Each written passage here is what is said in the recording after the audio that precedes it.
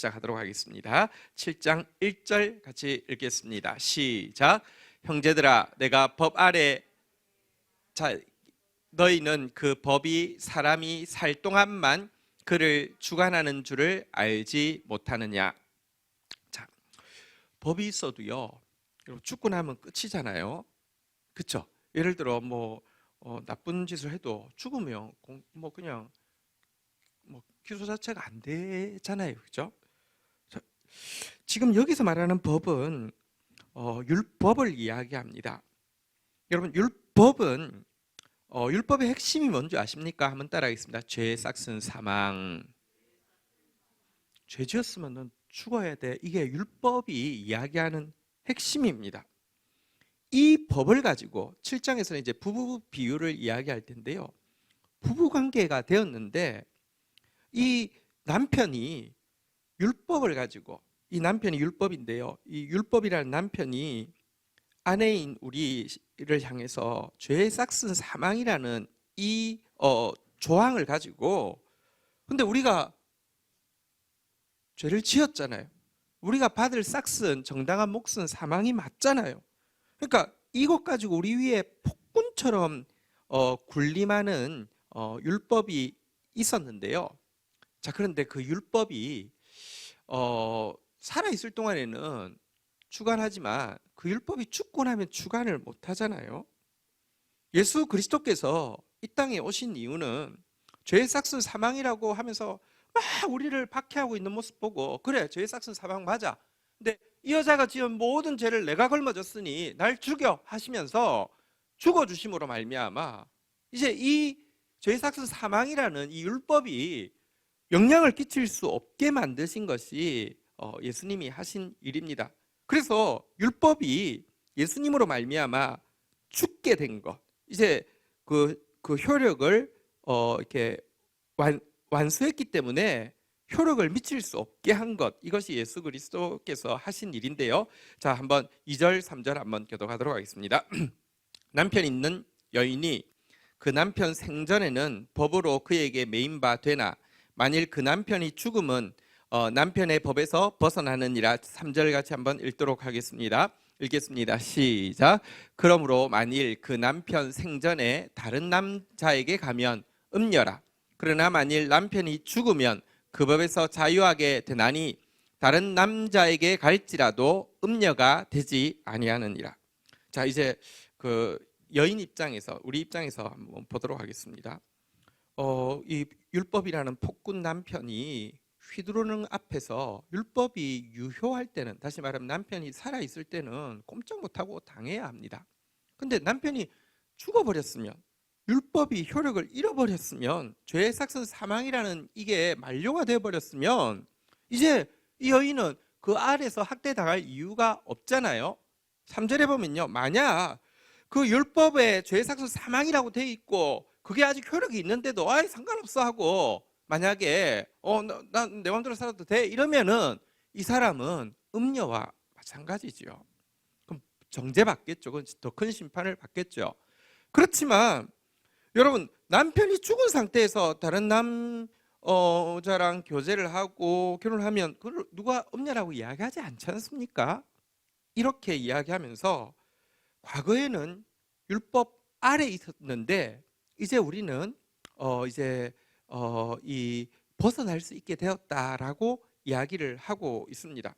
일단 죄의 삭슨 사망이라는 이 율법의 이 정죄 아래서 벗어난다는 것 자체는 굉장히 행복한 일인데요. 그런데 만약에 이 이제 여인이 죄의 삭슨 사망이라는 이 정죄에서 벗어나게 되면 신분이 뭐가 되냐고 하면 과부가 되는 거죠. 율법이 죽었으니까 과부가 되는 거죠. 지금과는 또 다른 전혀 다른 시대였습니다. 당시 사회의 최고 약자가 세 부류가 있었는데요. 무엇일까요? 한번 따라하겠습니다. 고아, 나그네, 과부. 이게 제일 약자죠. 그래서 이들을 돕는 것을 정의라고 이야기하는 것은 이들이 최고 약자이기 때문입니다. 이 여인 입장에서 지금 폭군 같은 남편, 있는 것 없는 것보다 있는 게 더 무시무시한 남편 아래서 죽을 것처럼 고생하고 있던 그에게 남편이 죽었어요. 율법이 효력을 다했어요. 좋기는 좋지만 그 상태, 다시 말하면 과부로만 있으면 그 상태는 가장 아무에게도 보호받을 수 없는 가장 불쌍한 신분인 것입니다. 복음은 무엇이냐고 하면 율법이라는 폭군 남편이 죽은 이 여인에게 이제 율법과의 부부 생활을 청산하자마자 새로운 보호자를 만나는 축복이 주어졌다는 것입니다.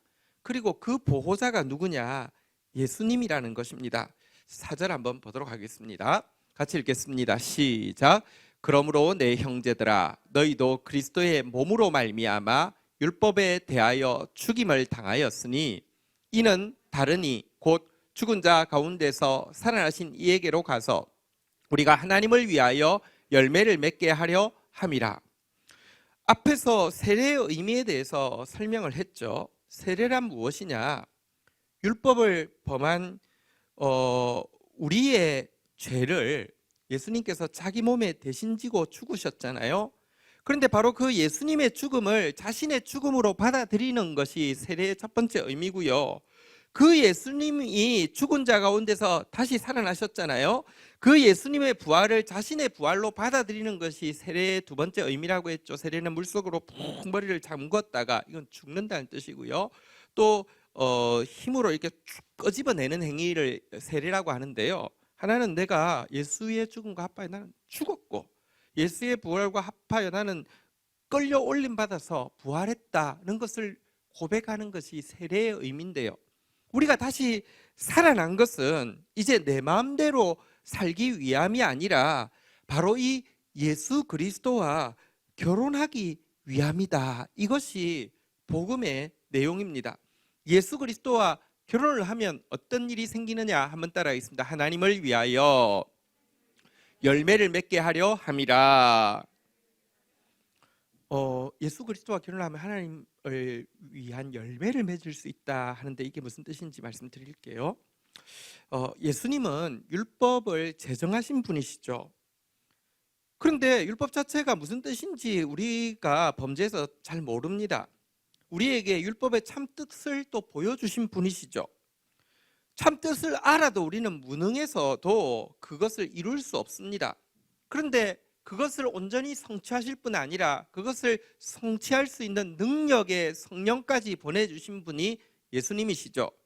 이런 예수님을 남편으로 모신 사람은 예수님이 죄의 삭슨 사망이라는 율법의 대가를 다 지불하셨을 뿐만 아니라 율법의 참뜻이 무엇이고 율법을 이룰 수 있는 능력까지 주신 예수님을 남편으로 모신 사람은 이제 그에게는 율법이 더 이상 저주가 되는 것이 아니라 율법을 통하여서 나타난 하나님의 뜻을 이룰 수 있는 사람, 이것이 바로 하나님을 위하여 열매 맺는다는 것입니다. 열매란 뭐 무슨 헌금을 많이 하고 일을 열심히 하고가 아니라 여기서 말하는 열매란 말씀을 살아내는 것을 이야기합니다.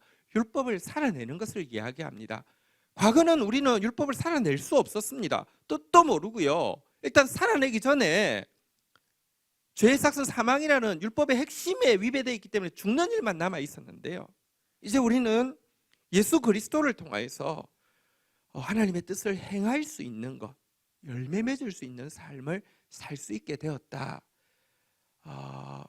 이제 과부 상태에 있어서는 되는 것이 아니라 예수 그리스도와 결혼하여서 이제 율법의 정죄에서부터 해방될 뿐 아니라 율법의 축복을, 하나님의 뜻을 행할 수 있는 축복을 우리는 누려야 한다. 지금 이렇게 말씀을 하고 있는 것입니다. 왜 이런 이야기를 하느냐? 지금 제가 7장은 이제 율법주의로부터 율법주의에 대한 반박이라고 했는데 왜 이런 이야기를 하느냐? 5절부터 보면 바울이 자기 이야기를 하기 시작합니다. 같이 한번 읽도록 하겠습니다. 시작. 우리가 육신에 있을 때에는 율법으로 말미암아 죄의 정욕이 우리 중에 역사하여 우리로 사망을 위하여 열매를 맺게 하였더니, 여러분 같은 율법이라도요, 율법이 하나님의 뜻을 행하는 열매를 맺게도 할 수 있고요, 하나님을 위하여 열매를 맺게 하려 함이라 이랬죠. 여기서는요 반대로 한번 따라하겠습니다. 사망을 위하여 열매를 맺게 하였더니,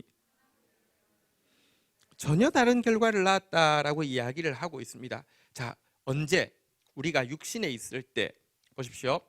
바울이 예수 믿기 전에, 다시 말하면 바울이 육신에 있을 때 제일 관심이 뭐였는 줄 아십니까? 율법을 지키는 것이었습니다. 바울은 바리새인이죠. 바리새인의 최고 관심은, 특별히 정직한 바리새인의 최고 관심은 율법의 조문을 철저히 지키는 것입니다.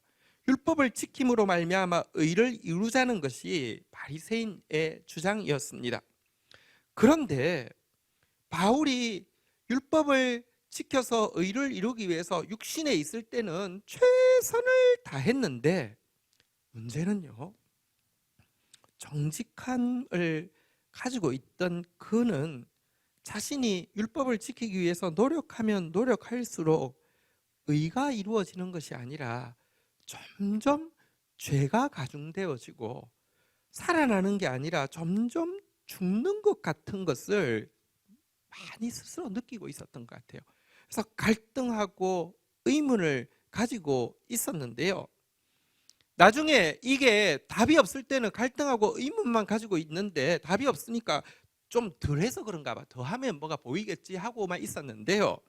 나중 육신에 있을 때가 아니라 이제 은혜에 있을 때, 다시 말하면 예수 그리스도를 만나고 났을 때에 해답을 찾게 되었습니다. 율법은 선한 것이지만, 한번 따라하겠습니다. 율법으로 말미암는 죄의 정욕. 여러분, 이 율법은 하나님의 뜻을 보여주기 위해서 선한 건 맞습니다. 그렇지만 율법의 원래 목적이 무엇이냐고 하면요, 죄의 싹은 사망이라는 사실을 드러냄으로 말미암아 내가 얼마나 죄인인지를 직시함으로 말미암아 자기 의로는 의에 이를 수 없다는 사실을 알게 하는 것인데, 문제는요, 율법으로 말미암는 죄의 정욕이 있습니다. 한번 따라하겠습니다. 죄의 정욕, 혹은 또 육신의 정욕.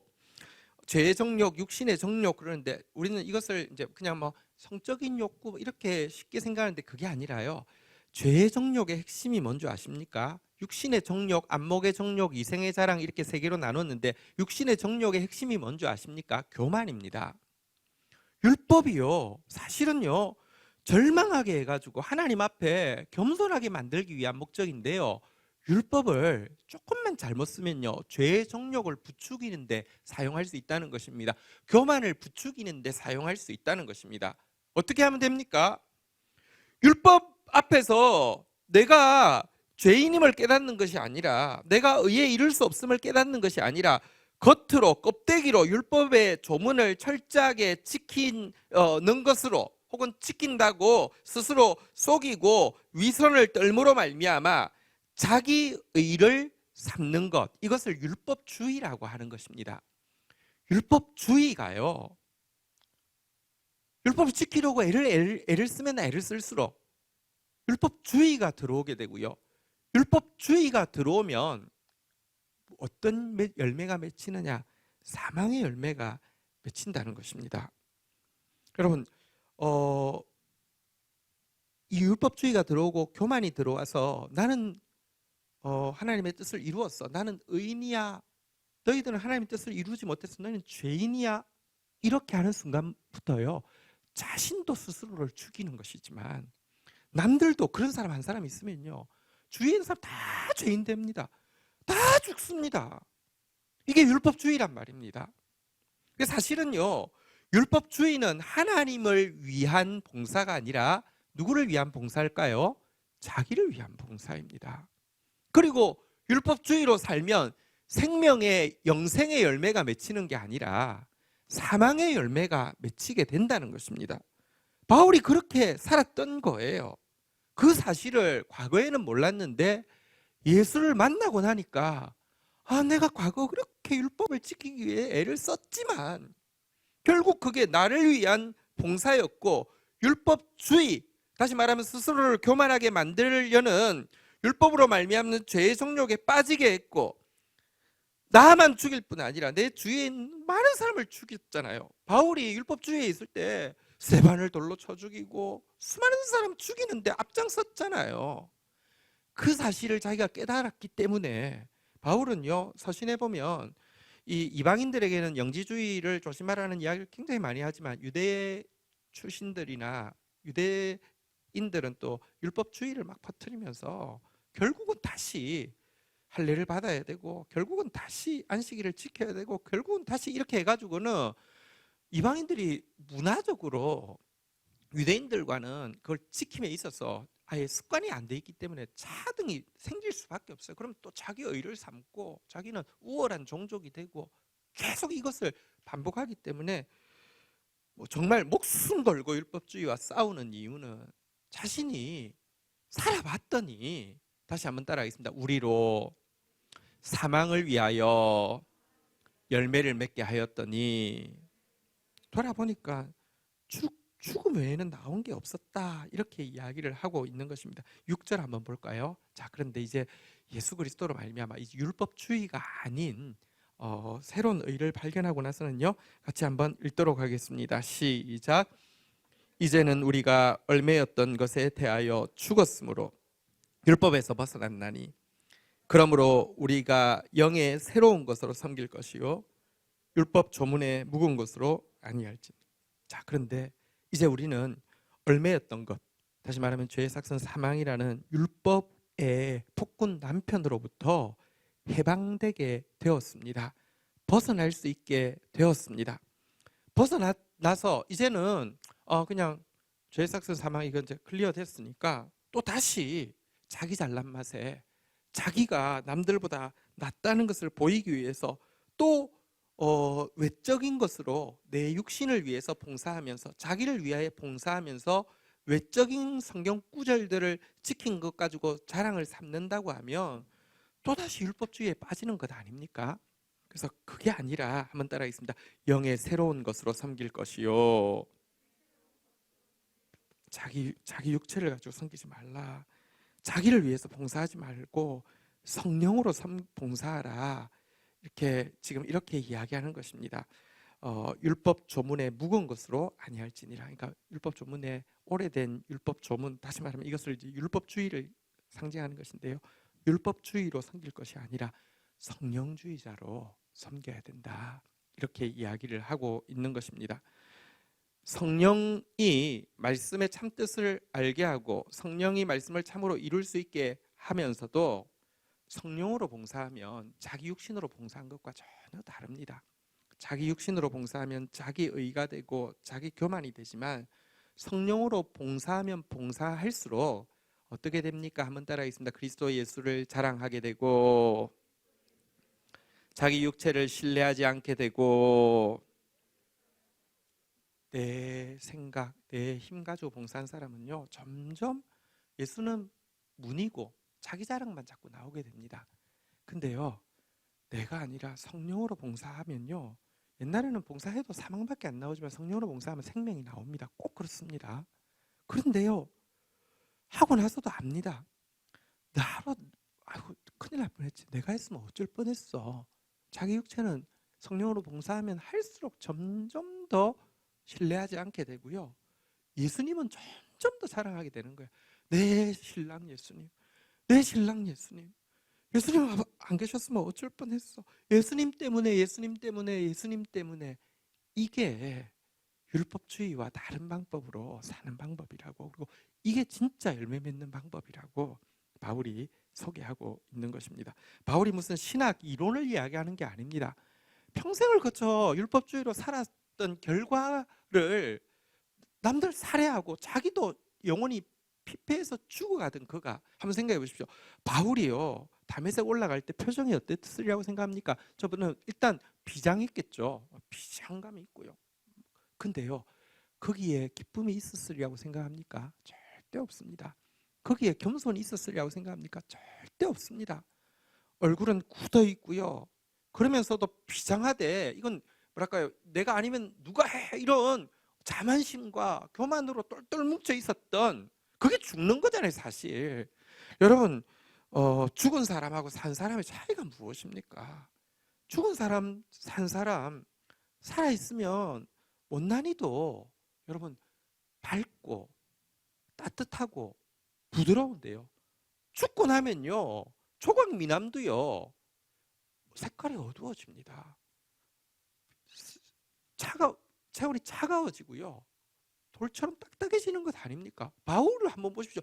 올라가는데요. 바울 잘생겼는지 안 생겼는지 떠나서요. 뭐 공부했으니까 좀 뭐 이렇게 똑똑해 보이든지 안 똑똑해 보이든지 떠나서요. 죽은 시체잖아요. 차갑지요. 딱딱하지요. 이 그 이 어둡지요. 죽었지 않습니까? 근데 신학을 이야기하는 게 아닙니다. 정말로 예수 만나고 정말 영의 새로운 것으로 봉사하니까, 여러분 로마서를 쓸 때에도 지금 3차 전도 여행을 열심히 하고 있을 때인데요. 어떻게 생각하면 지금처럼 교통이 발달된 시대에도 바울이 했던 전도 여행 코스를, 그리고 바울이 세웠던 교회만큼을 세우려고 하면 아마 지금처럼 교육이 발달돼 있고 지금처럼 미디어가 발달된 시대에도 그만큼 하기 힘들 겁니다. 이건 정말 죽으라고 한 것이죠.